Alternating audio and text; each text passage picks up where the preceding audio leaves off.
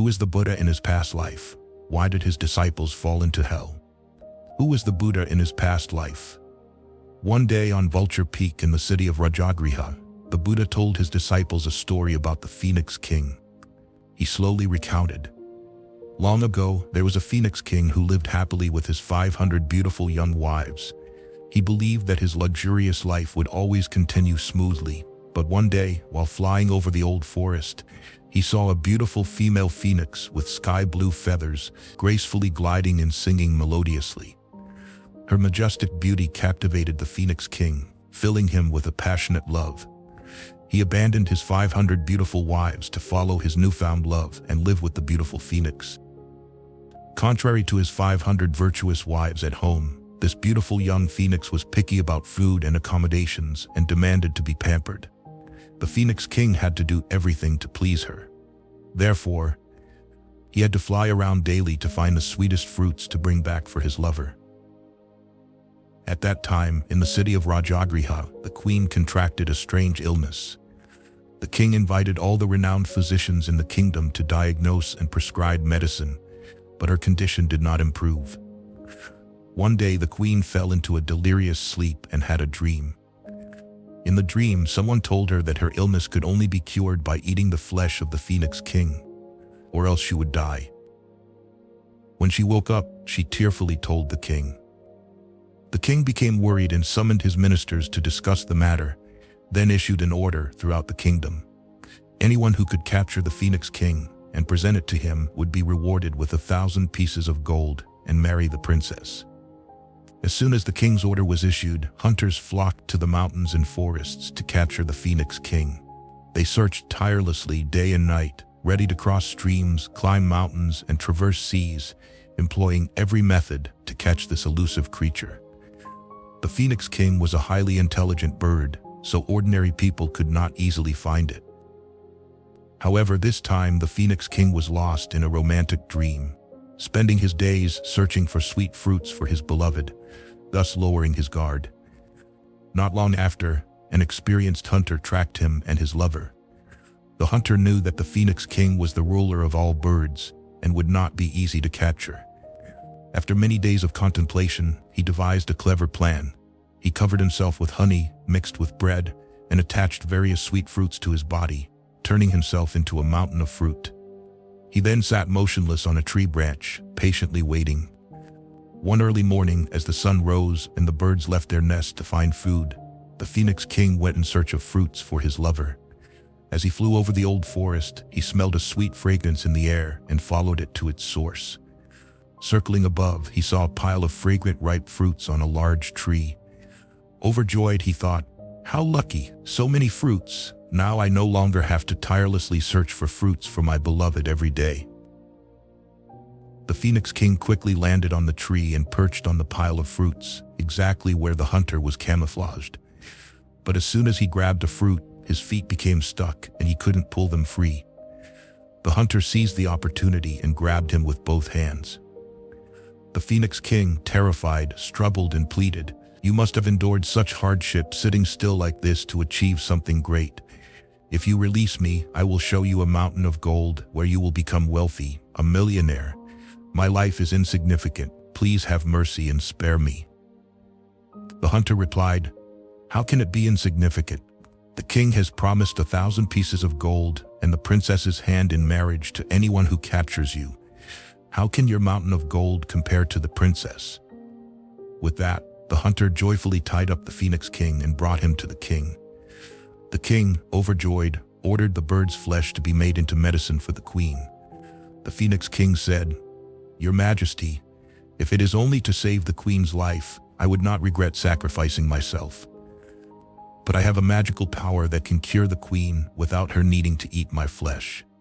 If you trust me, please bring a basin of water. I will recite a magical incantation over the water, and the queen will be healed by drinking and bathing in it. If it doesn't work, I will willingly accept death. But if the queen is cured, please let me return to the forest."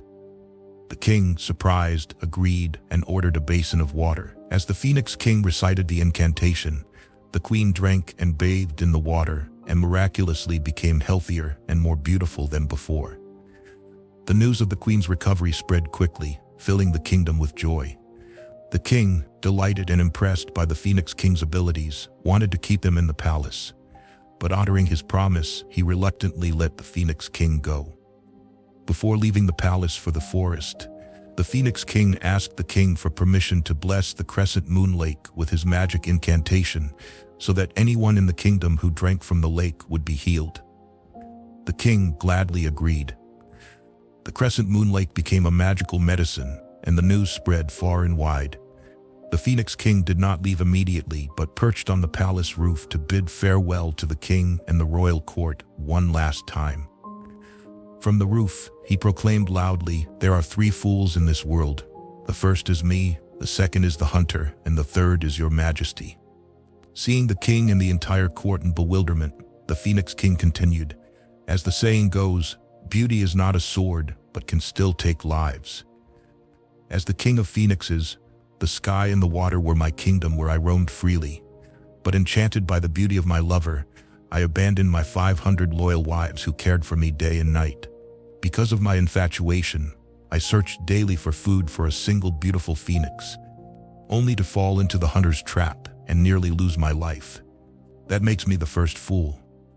The hunter, despite my offer of a mountain of gold in exchange for my life, was so eager to marry the princess that he refused. No matter how beautiful the princess is, she is nothing more than a fleeting illusion. The grand career of a man can be ruined in an instant by beauty. The hunter, in his dream of marrying the princess, lost the mountain of gold, his wealth, and now even the princess. That makes him the second fool. As for your majesty, you were willing to kill anyone, even the Phoenix King, to make the queen happy. But killing a Phoenix King brings boundless karma. If I did not have my magic incantation, my head would have been severed, and I would have ended up in the queen's stomach. Your majesty would never be able to repay the karma accrued from killing me. Does that not make your majesty the third fool?"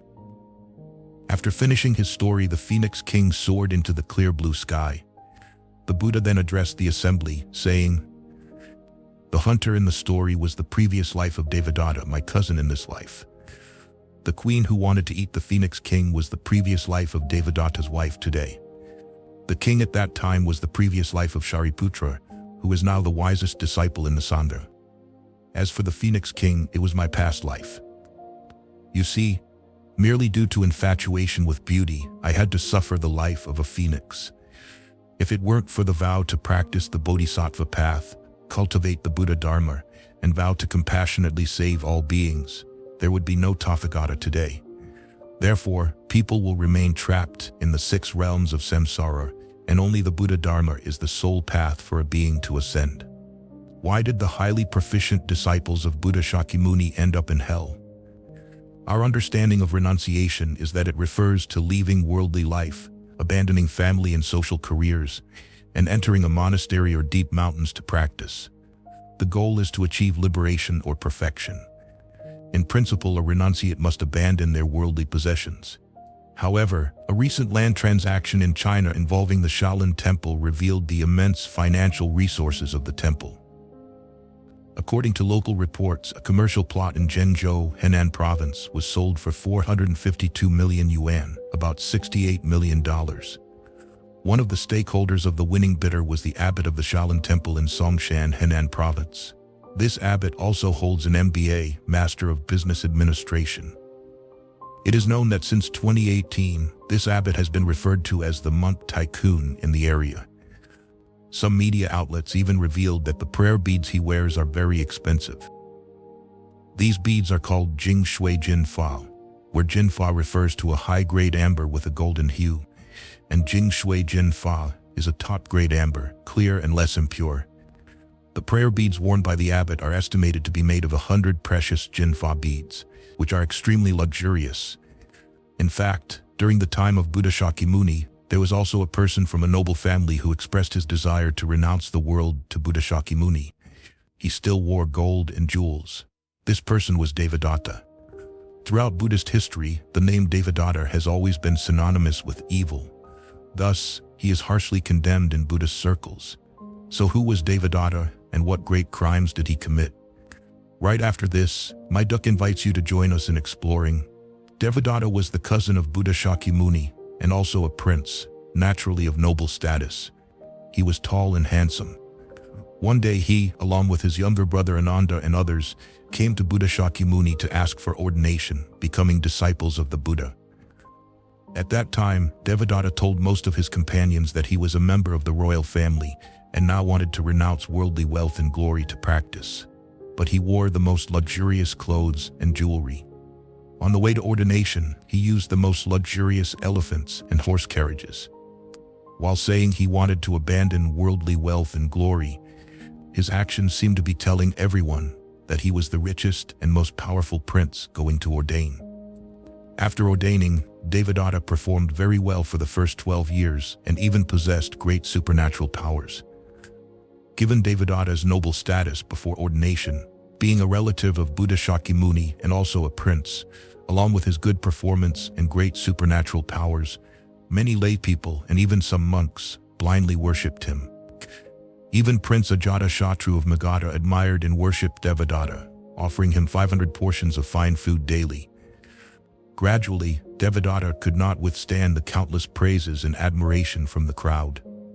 The desire for fame and fortune began to erode his resolve to practice. He began to see himself in a high position, even comparing himself to the Buddha.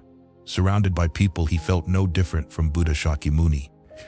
At this point, jealousy began to sprout within him. One day, Devadatta went to Buddha Shakyamuni and said that Buddha Shakyamuni was getting old. He suggested that the Buddha hand over the leadership of the Sangha to him.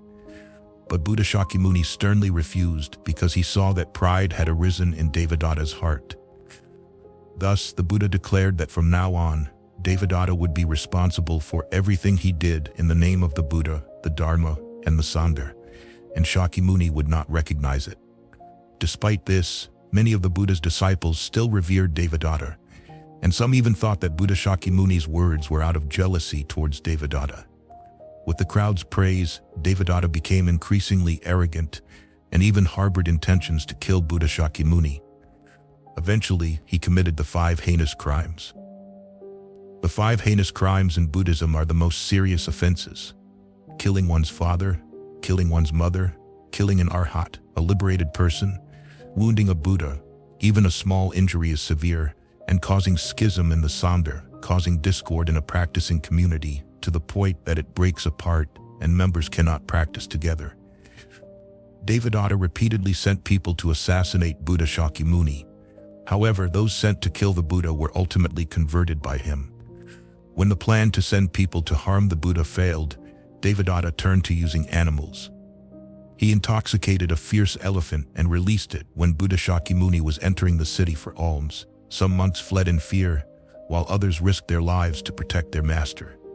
However, an astonishing scene occurred. The elephant, upon reaching Buddha Shakyamuni, stopped, knelt, and used its trunk to lick the Buddha's feet. Even the fierce elephant was converted by Buddha Shakyamuni. Devadatta, still unwilling to repent, tried to roll a large rock down to crush Buddha Shakyamuni. Although unsuccessful, the rock injured the Buddha's foot and caused bleeding, committing one of the 5 heinous crimes by wounding a Buddha. One of Buddha Shakyamuni's female disciples, Utpalavarna, tried to persuade Devadatta to repent and return to the right path. Unexpectedly, Devadatta beat her to death, committing another heinous crime by killing an arhat. Here, one might wonder why such an event occurred and whether the monks also had doubts. Moreover, Utpalavarna was the most spiritually powerful disciple. Could she not save herself? Buddha Shakyamuni told his disciples that this tragedy did not happen just once. It had occurred in the past. In a previous life, Devadatta was a fierce wolf and Utpalavarna was a mother goat. At that time, the goat was killed by the wolf. This time, it was due to the ripening of past karma that history repeated itself. Moreover, to satisfy his sinful desires, Devadatta proclaimed himself a great teacher and proposed many seemingly legitimate things. Some newly ordained monks, lacking deep understanding of the Dharma, sided with Devadatta. However, Buddha Shakyamuni, out of compassion, sent his disciples to persuade them. These monks returned to the Dharma and repented before Buddha Shakyamuni. Finally, all of Devadatta's evil plans failed. The karma clung to him, creating a huge chasm in the ground where he stood. Thus Devadatta was cast into Avicii hell, the hell of incessant suffering. He was destined to die in immense pain and grievous sin. The term Avicii hell originates from scriptures such as the Lotus Sutra, the Abhidharma Kosa, and the Buddhist texts of phonetic explanations. Those condemned to Avicii hell are the most malevolent individuals, those who have committed the gravest sins. Being sent to Avicii hell means there is no hope of liberation, only enduring endless suffering. Devadatta, once a well-behaved disciple of the Buddha, highly esteemed, fell into degradation, becoming a great evil figure, and was ultimately cast into hell. This serves as a profound lesson for humanity. Buddha Shakyamuni said that if Prince Ajatashatru of Magadha had not offered 500 portions of fine food, Devadatta might not have committed such terrible deeds. It was the blind admiration and praise of those around him that inflated Devadatta's ego, leading him to his downfall into hell. Historically, there have been figures like Devadatta who persecuted the Buddhas and their disciples, although the manifestations of this persecution have changed with the times and society. Who were the chief disciples of the Buddha? What were their abilities and virtues? Many temples enshrine Buddha Shakyamuni along with his 10 great disciples. Here's a brief summary of these great disciples' lives. 1. Mahakassapa. The foremost in ascetic practices, Mahakassapa was known for his dedication to ascetic practices and was a central figure in the first Buddhist council, where the Buddha's teachings were compiled. His full name is Mahakassapa. He was born in Mahabala village near Rajagriha in central India. His father was a wealthy Brahmin. His parents, after years of being childless, prayed for a child under a Bodhi tree, and soon after, Mahakassapa was born. He was given the childhood name Pippalayanar and had 32 auspicious marks, behaving differently from ordinary children. At the age of 8, he was initiated into Brahmin practices and quickly mastered them. Upon hearing about the Buddha, he sought him out and joined the Sangha. His wife, Bhadra Kapilani, also became a nun. Known for his contentment and dedication to practice, he was titled the foremost ascetic. When the Buddha passed away, Mahakassapa was traveling in the far north. Upon hearing the sad news, he traveled day and night to return. 2. Ananda, the foremost in learning. Ananda, also known as Anan or Nandar, was born in Kapilavastu and was the younger brother of Devadatta. He was the son of King Amartodana and a cousin of Buddha Shakyamuni. Under the guidance of Mahakassapa, he practiced diligently and attained enlightenment. At the age of 55, Ananda became the Buddha's attendant and served him for 25 years. When the Buddha passed away, Ananda and Aniruddha were by his side providing care. Known for his extensive learning and excellent memory, Ananda was called the foremost in learning. During the Great Council, most of the scriptures were based on his memory. Ananda was compassionate, gentle, and handsome, often admired by women, which led to several difficulties. 20 years after the Buddha's passing, sensing his own end approaching, Ananda gathered 500 monks by the Ganges, delivered his final teachings, and peacefully passed away at the age of 120. His relics were buried near the Bamboo Grove Monastery in Rajagriha. 3. Sariputra, the foremost in wisdom. Sariputra, originally named Upatisar, was known for his wisdom. According to the Mahaprajnaparamita Sastra, the name Sariputra means son of Sari because his mother's eyes resembled those of the Sari bird.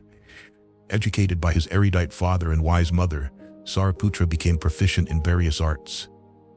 Along with his friend Madhgalyanar, he had many disciples and a significant following. One day, he met the monk Asaji, learned about Buddha Shakyamuni, and immediately felt admiration, leading over 350 disciples to the Bamboo Grove Monastery to take refuge and receive full ordination. All 6 of his siblings also became disciples of the Buddha. The Buddha praised Sariputra's wisdom and leadership, calling him the foremost in wisdom. Sariputra passed away before the Buddha. Sensing his end, he returned to his hometown, sat calmly, and entered nirvana. It is said that he later became known as Huashan Buddha and returned to benefit all beings. 4. Subhuti, the foremost in understanding emptiness. Subhuti, meaning good fortune, non-arising, was born in Savatthi and was the younger brother of Anathapindika. His father was a wealthy merchant named Sumana. According to the Vimalakirti Sutra, when Subhuti was born, his house was empty, hence his name non-arising. This startled his family, who invited a fortune teller, who declared the child as auspicious and named him Subhuti. Naturally compassionate and kind, Subhuti was uninterested in disputes. He ordained and became renowned for his practice of non-contention and benevolent acts. He was called Good Deeds. Later, he sought refuge in the Buddha, often meditating on emptiness, becoming one of the Buddha's 10 great disciples, known as the foremost in understanding emptiness. The Prajnaparamita texts regard him as a patriarch. 5. Purna, the foremost in preaching. Purna, also known as full-intentioned compassion or satisfied compassion, was born in Labhaga village near Kapilavastu. He was the son of a wealthy merchant and the nephew of Ashvaghosha. His father was the chief minister to King Suddhodana, highly respected. Despite being belittled by his elder brother and sold to a lowly merchant, Purna remained devoted to the Buddha, donating his wealth to build monasteries and vowed to follow the Buddha's teachings. Skilled in preaching and debate, Purna was known as the foremost preacher. Later, he established 500 monasteries in Sarana, training 500 disciples, significantly contributing to the propagation of Buddhism. 6. Mahamudgayana, the foremost in supernatural powers, commonly known as Moggallana. His name means Great Wood Clan or Great Bean. According to legend, his ancestors lived peacefully in the mountains, often eating green beans, hence their surname. Moggallana's mother belonged to this clan. He was originally named Kalida, born in Kalida village north of Rajagriha. His father was the king's chief minister. From a young age, he was close friends with Sariputra, with whom he resolved to leave worldly life and seek the path. Moggallana was renowned for his supernatural powers, enabling him to discover his mother suffering in hell. He sought the Buddha's guidance to save her, ultimately rescuing her, earning him the reputation of great filial piety known to this day. Due to resentment from non-Buddhists in Tran, Moggallana was ambushed and killed on Mount Isigili. His loss was a great blow to the Buddha's Sangha. 7. Mahakatyayana, the foremost in debates. Mahakatyayana, whose Sanskrit name means great wisdom, was also known as Hao Kian. His original name was Nanadatta, and he was the son of a wealthy man from the region of Avanti. His father was a renowned legal scholar. Following in his father's footsteps, Mahakatyayana became a wise and respected noble. After joining Buddha Shakyamuni's monastic community, he demonstrated his exceptional talent and was highly praised for his debating skills, earning great respect from all. After Buddha Shakyamuni's birth, King Suddhodana invited the sage Asita from Mount Dundabika to the palace to predict the prince's future. Asita was Mahakatyayana's uncle. From a young age, Mahakatyayana learned spiritual practices from his uncle. Later, he went to Deer Park and took refuge with the Buddha. After attaining enlightenment, he devoted himself to spreading the Buddha's teachings in rural areas and was regarded as the founder of the Bariya monastery. 8. Anuruddha, the foremost in divine vision. Anuruddha, originally named Anyaloda, was the son of King Amartadana and a cousin of Buddha Shakyamuni. He was known for his intelligence and quick wit. From a young age, it was evident that he would become a great talent in Kapilavastu. After hearing Buddha's teachings, he decided to renounce worldly life and requested to join the Buddha's disciples. One day, he was reprimanded by the Buddha for dozing off during a teaching. Anuruddha then vowed to wear only patched robes and never sleep.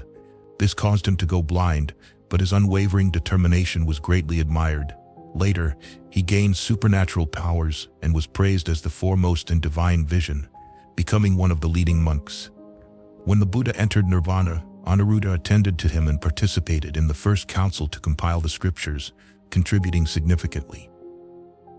9. Upali, the foremost in discipline. Upali, whose Sanskrit name means close guard or close adherence, was from the lowly barber caste in Rajagriha. Initially, he worked as a barber but was known for his honesty and diligence, earning the trust of officials and royalty. Later, he joined the Buddha along with the noblemen of the Shakya clan. The Buddha first imparted the precepts to Upali.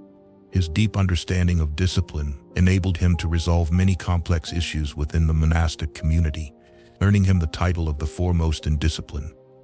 After the Buddha's passing, Upali took on the most challenging task of compiling the Vinaya, disciplinary texts, successfully completing this monumental work. 10. Rahula, the foremost in secret practices. Rahula was the son of Buddha Shakyamuni and Yasodhara. According to legend, he stayed in his mother's womb for 6 years, hence the name Rahula, which means obstacle or fetter. It is also said that Rahula was born on the day of a solar eclipse, which is another reason for his name. 3 years after Buddha's enlightenment, he ordered Sariputra and Maudgaliana to encourage Rahula to ordain. Rahula accepted Sariputra as his teacher and joined the monastic community. Through diligent practice and the Buddha's guidance, Rahula vowed to strictly adhere to the precepts and assist in practicing the path, earning him the title of the foremost in secret practices, living up to his father's expectations. A buffalo took 3 lives in one day. Buddha explains the cause to warn the world. A buffalo inexplicably went berserk and killed 3 people in 3 different locations in one day. Even after the buffalo was slaughtered and its head severed, it mysteriously managed to kill the final victim. Why did this buffalo display such aggressive behavior? Today, let's listen to Buddha's explanation with my duck. During Buddha Shakyamuni's time in Rajagriha, there was a merchant named Fat Kasar who wanted to buy goods early in the morning and headed to Lavi city. Upon reaching the city gate, he was gored to death by a buffalo. The buffalo's owner, fearing future trouble from keeping the aggressive animal, sold it at a low price. The new owner led the buffalo home and, while crossing a river, tried to let it drink water. Instead, the buffalo's fierce nature emerged and it gored the new owner to death. The victim's family, enraged, killed the buffalo and sold its meat at the market. A farmer, tempted by the cheap price, bought the buffalo's head, tied its horns with a rope, and carried it home. In the tropical heat of India, the farmer grew hot and thirsty, hung the buffalo's head on a tree, and rested in its shade. Strangely, the rope snapped, and the buffalo's head fell, killing the farmer instantly. Within a single day, the buffalo had caused the deaths of 3 people. King Bimbisara, intrigued by this unusual occurrence, knew there must be a reason behind it. He and his ministers brought offerings to Vulture Peak mountain to seek Buddha's insight. Buddha told King Bimbisara, in a past life, 3 merchants went to a neighboring country for trade. To save money, they rented a room from an old woman instead of staying at a hotel. After agreeing on a price, they stayed overnight. The next morning, while the old woman was away, they left without paying. Upon returning and discovering their departure, the old woman was furious and chased after them to collect the rent. Catching up with the one carrying the heavy load, she was insulted and humiliated by him. Unable to do anything, she vowed, "You are all scoundrels, taking advantage of my old age. Your actions will be repaid. In my next life, whether I am reborn as a human or not, I will seek revenge and kill all 3 of you." The Buddha explained that the aggressive buffalo was the reincarnation of the old woman, and the 3 merchants who had insulted her were the victims in this life. The story highlights the law of karma, showing how past actions lead to present consequences. It also emphasizes the dangers of harboring resentment, as the old woman's vow led to further suffering in her next life. The Buddha often reminded us to be mindful of our speech and actions, as harmful intentions can lead to negative outcomes. The story illustrates that a single moment of anger can create a cycle of revenge, perpetuating suffering for all involved. The Buddha's teachings encourage us to respond to adversity with compassion and patience, transforming negative situations into opportunities for growth and positive change. By cultivating a kind and forgiving heart, we can break the cycle of karma and achieve peace and happiness. Evil deeds can bring retribution back on the doer. If you harbor ill intentions towards people or animals, you will be the first to suffer, as the old woman in the story lost her human form. Therefore, the Buddha often advised us to be careful with our words and always reminded us that disaster lies at the tip of the tongue. We need to be cautious in our speech and actions, control our minds, and guard our mouths. Do not harbor evil intentions or speak slanderous or harmful words. Good and evil arise in a single thought, and blessings and misfortunes follow like a shadow. In life, we may encounter adversities or negative situations. People may insult us, deceive us, or even betray, slander, and harm us. In such moments, if we maintain a compassionate heart, even if others harbor ill will towards us, we will not be angered. Instead, we should use patience, remain unmoved by circumstances, and respond to everything with good intentions. This will surely lead to positive results and good fortune. A pregnant woman murdered in Saigon seeks vengeance through a security guard's dream. Below is a true story about a woman who was unjustly killed and returned to haunt a security guard in his dreams for vengeance. This account was narrated by Mr. Nguyen Thanh Tuyen, the former chief medical examiner of Saigon. Shortly after taking over his job, Mr. Hot, the head of security at the Mindong Flour Mill in District 6, Saigon, experienced a strange dream. Every night, in his dreams, Mr. Hot saw a petite woman dressed in a white shirt and black pants, who approached him to talk. In their conversations, the woman expressed a craving for boiled peanuts and asked him to offer them for a while. Then, on a hot, restless night, Mr. Hot had another dream, where the woman in white and black appeared again, this time asking him for a different favor: to move her house because it was too hot where she was. In his dream, Mr. Hot replied, "How would I know where your house is to help you move?" To his surprise, the woman answered, "My house is the oil drum with the life plant on the rooftop of this building. Go and see for yourself." Despite never having sleepwalked before, in this dream, Mr. Hot found himself sleepwalking. He got out of bed, walked to the stairs, and climbed to the rooftop. He only woke up when he bumped hard against the closed rooftop door and realized he had been led there by the woman in his dream. Being a brave man, the next morning, Mr. Hot unlocked the rooftop door to find the oil drum with the life plant, exactly as described in the dream. Indeed, he found a large oil drum filled with soil and planted with a life plant in the sunniest spot on the rooftop. A few shovels into the soil, Mr. Hot discovered human bones buried inside. Upon receiving Mr. Hot's information about a corpse buried in the oil drum, the District 6 police launched an investigation.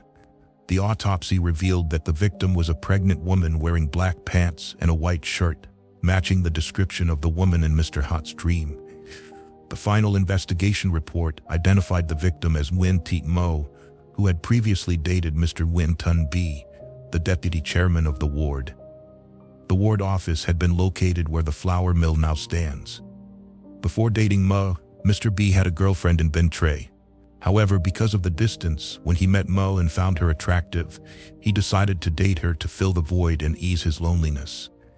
But after some time, Mo announced her pregnancy and urged him to marry her. Naturally, B could not marry Mo because he had already set a wedding date with his girlfriend in Binh Tre. Fearing Mo might cause a scandal and jeopardize his position, he devised a plan to kill her and eliminate the problem. That spring, during a tree planting campaign, in his role as the ward chairman, B ordered his subordinates to bring a large oil drum filled with soil to the rooftop of the office to plant a life plant, claiming the plant needed lots of sunlight and instructing that the drum be placed in the sunniest spot on the rooftop. He hoped the sun's heat would hasten the decomposition of the body buried in the drum. With everything arranged that evening, B invited Mo to the office to talk. Mo, dressed in her black pants and white shirt, eagerly anticipating their future together, unsuspectingly went to meet him. Taking advantage of a moment when Mo was off guard, B murdered her and brought her body to the rooftop, placing it in the oil drum in a seated position before filling the drum with soil and planting the life plant on top. However, no matter how well one tries to hide a crime, it will eventually be exposed. Ultimately, B confessed to his crime. Now, reflecting on the dream of the pregnant woman seeking vengeance, even after nearly 40 years, Mr. Nguyen Thanh Tuyen still feels a mix of emotions. He said, "The strange events described were outside the case file and cannot be explained. However, life indeed works on a system of cause and effect. The net of heaven is vast and sparse, but it does not miss anything. If in life there truly is an afterlife, a cycle of reincarnation, then each human life is but a day, and the next life is just another day. Waking up with peace and good intentions, living for others, is the most precious thing. Struggling, scheming, and plotting bring no real benefits in this long journey of life, but lead only to immense suffering in repaying karmic debts." Origin of the Vulana festival and why the pardoning of lost souls occurs on the full moon day of the 7th month. People often say, The full moon of the 7th month is the day for pardoning lost souls. This tradition originates from a Buddhist story about the venerable Mukkienlian Modgalyayana saving his mother. Before becoming a monk, Mukkienlian was a devoted and filial son, dutifully caring for his parents. His mother, however, insisted on having meat in all 3 of her daily meals.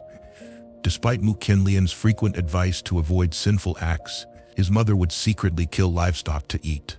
As a result, she accrued heavy negative karma. After her death, Mukkienlian's mother was condemned to the Avishi hell. Upon ordaining and practicing diligently under the Buddha's guidance, Mukkienlian quickly attained the status of an arhat and became known as the foremost disciple in supernatural powers. During the retreat period in the 7th month, one day, while preparing for meditation, Mukkienlian remembered his mother and her past deeds. Worried about her fate, he entered deep meditation to locate her and found himself in the terrifying Avishi hell. There, he saw the famished ghosts with bloated bellies, thin necks, and limbs like dry branches, all crying out in hunger. Among them, he recognized his mother, suffering the same fate.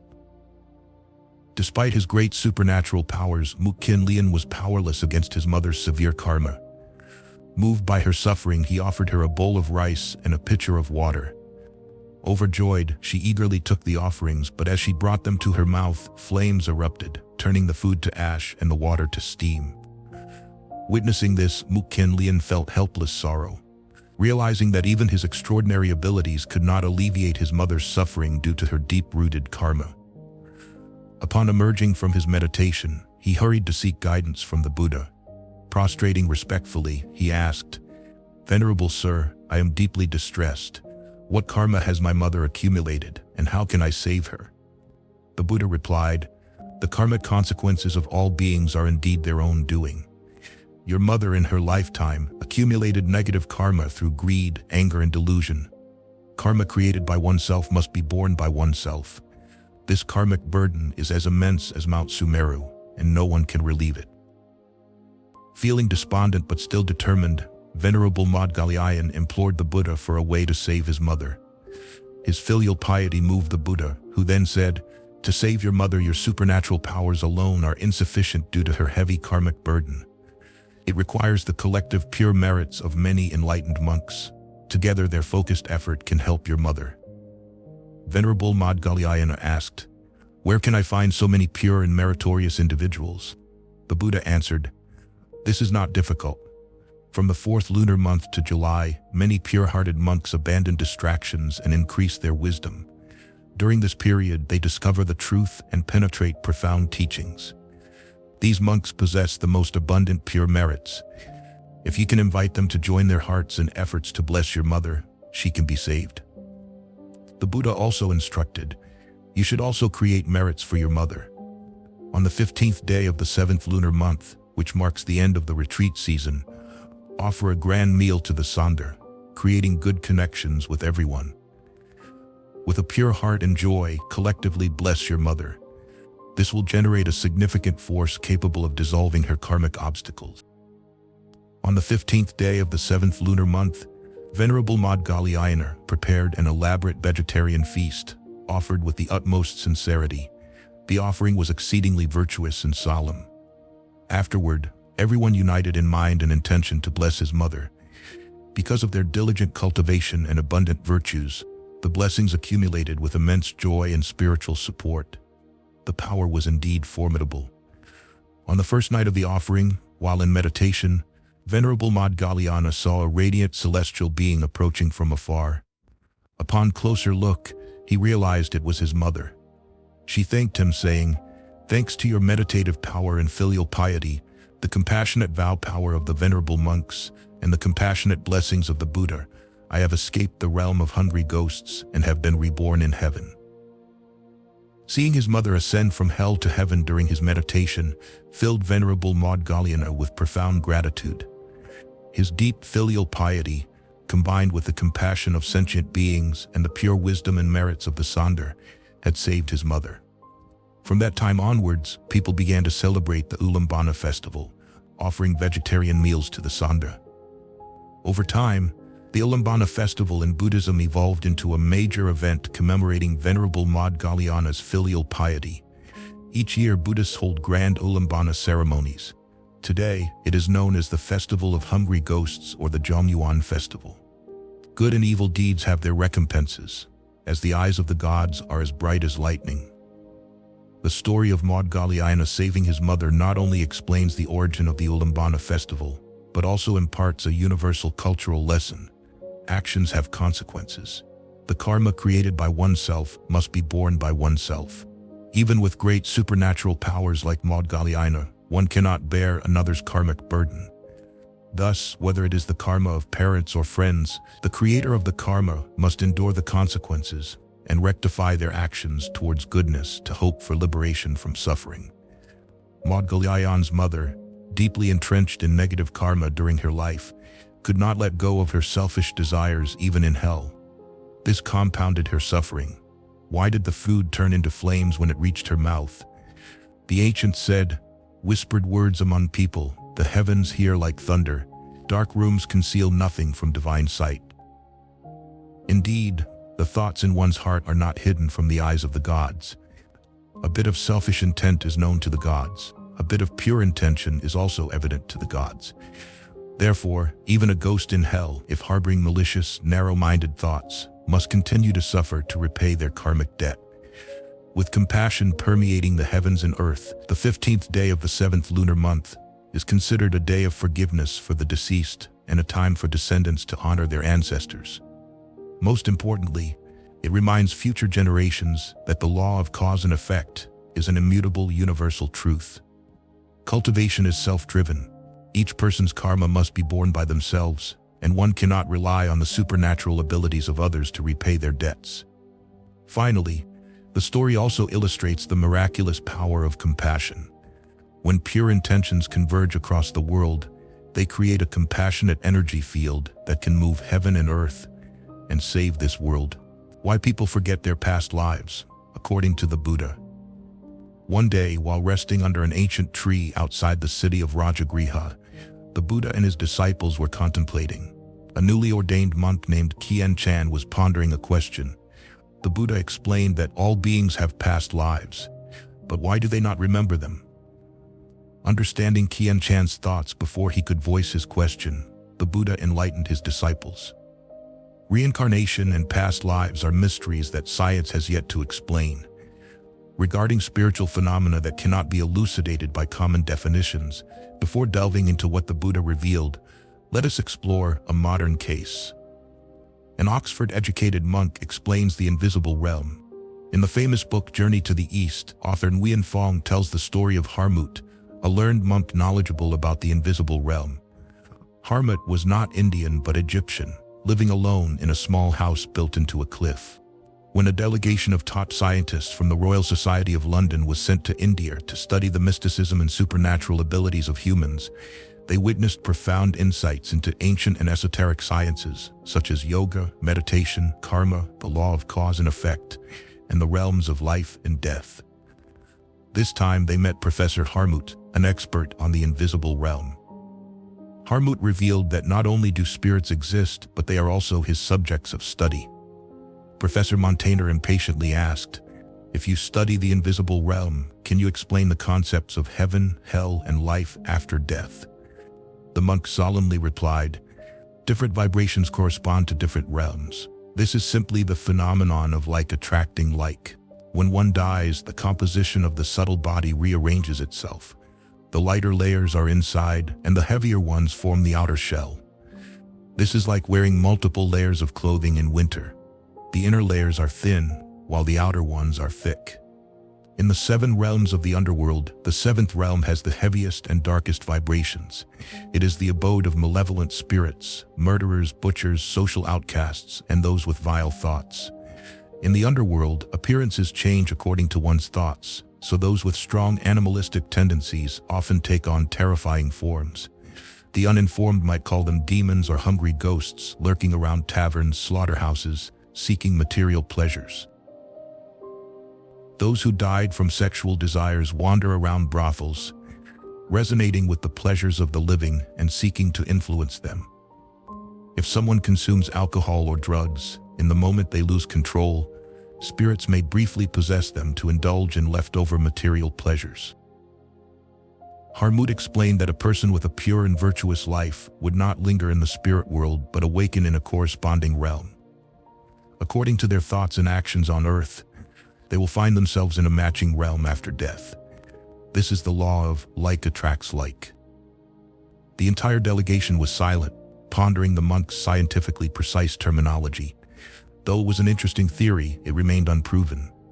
Could it be a fanciful hypothesis of imaginative people like Asians? Harmut smiled, sensing their thoughts, and asked, "Do you know that I am also a doctor of physics, graduated from Oxford University? I graduated in 1864 and was the first Egyptian to earn this degree." The delegation verified this detail, finding that Oxford's records indeed listed a Dr. Harmut L., an Egyptian who graduated in 1864 with a PhD in physics. They asked, "How did you gain such knowledge of this realm? Did you read books or gather evidence?"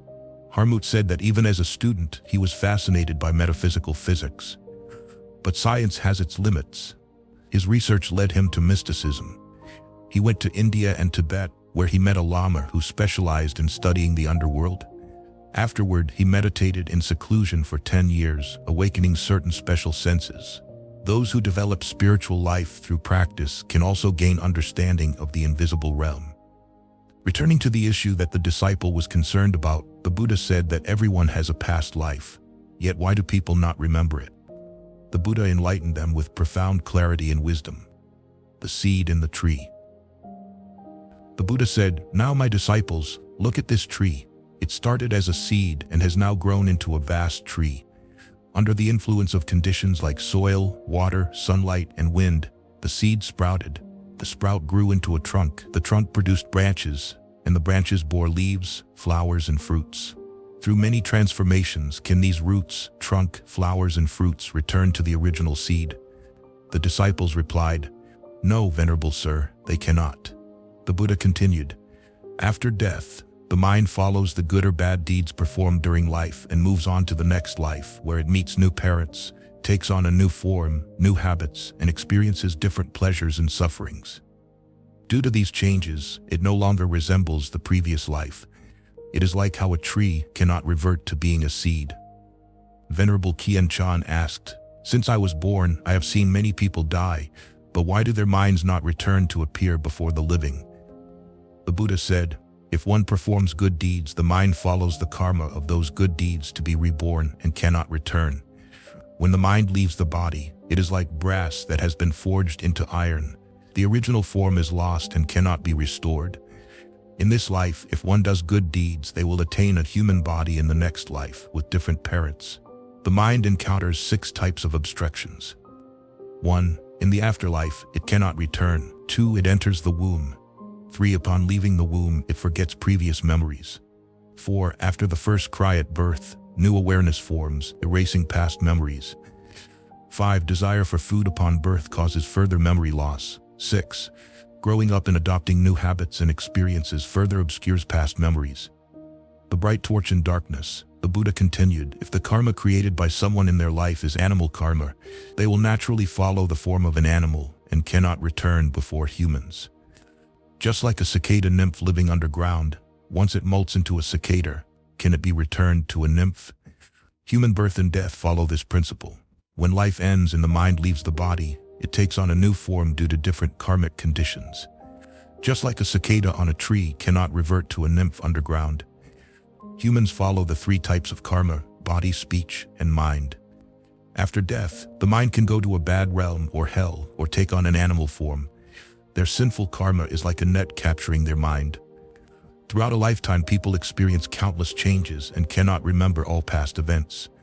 In old age, they cannot recall childhood memories, let alone past lives. The barriers of ignorance and the confines of the womb obscure past lives. People see only the present, parents, relatives, and current events. Thus, they cannot see where they came from in previous lives. Whether they enjoy blessings or suffer punishment, love or hate each other, these are the karmic results of past good or bad deeds. Without the pure eye of Dharma, one cannot see or know. People walk blindly toward the light. The Buddha asked his disciples, "Imagine a moonless night with 5 objects of different colors placed in the darkness. Would any of the thousands of people called upon to distinguish the colors be able to do so?" The disciples replied, "No, they could not." The Buddha continued, "What if someone brought a torch to illuminate them?" The disciples replied, "With light, people can immediately distinguish the 5 colors." The Buddha said, "If a fool walks away from the light, he will never see the 5 colors." Similarly, people who do not cultivate themselves, go with the flow of worldly desires, and do not practice good deeds are like fools walking away from the light into darkness, unable to see the truth of life and death. They are like those walking in the dark night with their eyes closed, unable to see anything. People muddled between life and death, bound by misfortune and fortune, happiness and sorrow, cannot remember their past lives, just like walking in the dark with their eyes closed. The Buddha's enlightenment on life in the 3 realms. The Buddha continued, "Now I am a Buddha with a pure wisdom eye. I know all beings in the cycle of birth and death in the 3 realms. Like looking into a clear pond and seeing the bottom, I can see the fish swimming within. Observing birth and death is like watching fish in clear water, unobstructed. It is like standing on a high bridge, watching the continuous flow of people below. With high perspective, I understand the origins of life as clearly as looking down from a mountain, seeing the villages and people below. Due to various obstacles, relying only on the physical eyes, one cannot see the cause and effect of past, present, and future lives. Therefore, some dare to say falsely that there is no karma across 3 lifetimes. Those who have not attained enlightenment often engage in impure deeds and are submerged in the cycle of birth and death. Upon leaving the old body, they are bound by a new body, disturbed by the 4 sufferings of birth, aging, illness, and death. Ultimately, they do not realize that their consciousness is liberated according to the good or bad karma accumulated during their lifetime. Therefore, everyone must diligently observe the precepts, deeply contemplate the matters of birth and death, where they come from and where they go, what causes and reasons propel them. By attaining the pure eye that cuts through delusion, all doubts will naturally be resolved. At this point, the Buddha's words enlightened Ven Qian Chan along with 500 monks and lay people. They all rose, bowed to the Buddha and said, "Only now do we see the majestic and boundless nature of the Dharma." Humans, being in delusion, find it difficult to fully comprehend with mere scientific understanding. What do you all think about today's topic? Please leave your comments below the video so we can share our thoughts. And don't forget to subscribe to the channel and hit the notification bell to receive updates when the latest videos are posted.